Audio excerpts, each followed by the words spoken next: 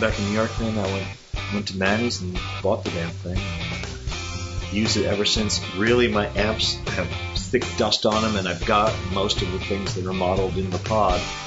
And everybody always knew me as kind of someone who used lots of vintage stuff.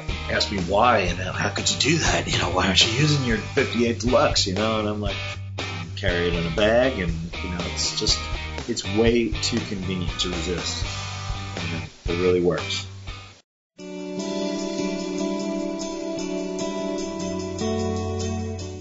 Out in the room with the artist, I don't like making records that are all layered up and stuff, so I like to have a band in a room playing, and I'm really used to sitting right near a drummer, and that's, to me, where everything starts. It's the foundation of every recording, and so it's good to be right near the drummer because you get a real direct feedback with him. And if you're sitting right next to the guy, you say, hey, put that just a little over here, slip it this way, that way.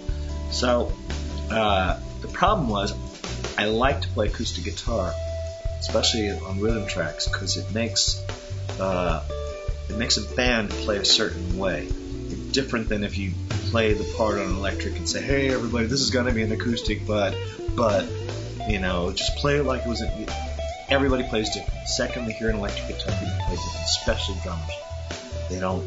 They lay into it harder than they would, which is the better and the worse. But if you want it to be an acoustic kind of track, you're just not going to get it from playing electric and then erasing it and overdubbing an acoustic. So this is an amazing thing.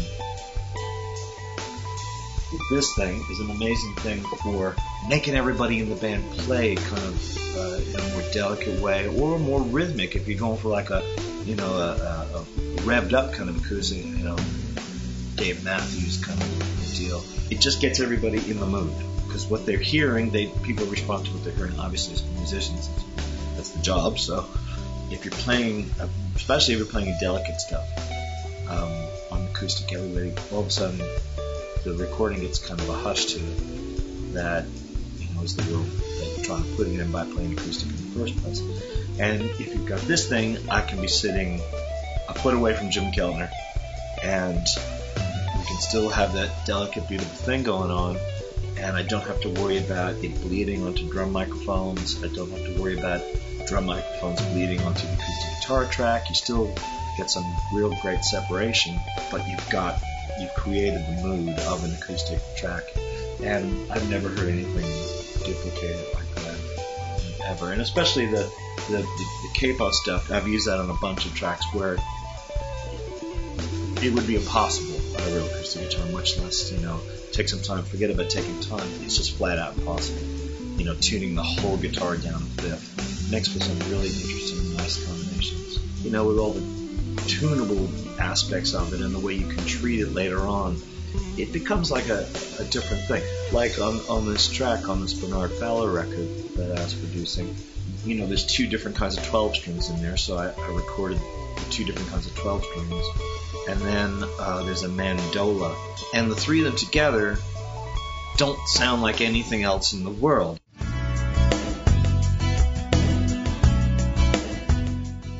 This is the pair of one is the blues 12 string on the acoustic Variax, and the other is the folk 12 string. That's what they sound like.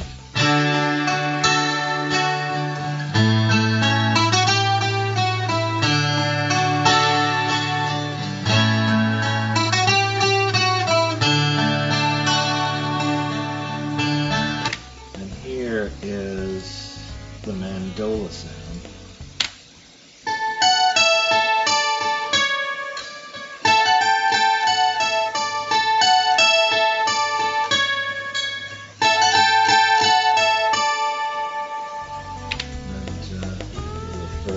Here's how all three sound together.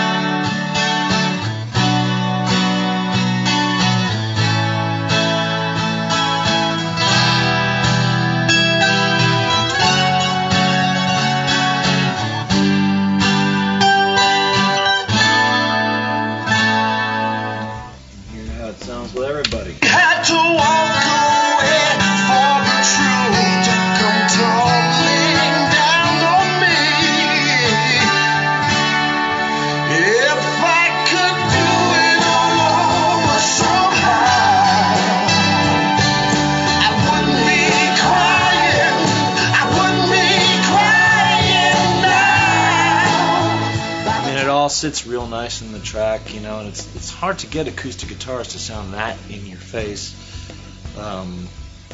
especially if you're working in a home studio. Now this was done in a big studio, but actually I think the acoustic guitar tracks were done sitting right here. You know, the kind of setup it would take and the microphones it would take to get something that clean and clear and in your face. If you're in a project studio, that thing is absolutely indispensable. And plus, you know, like I said, it sounds new. It sounds like something slightly different, maybe something catch your ear. Was way too late.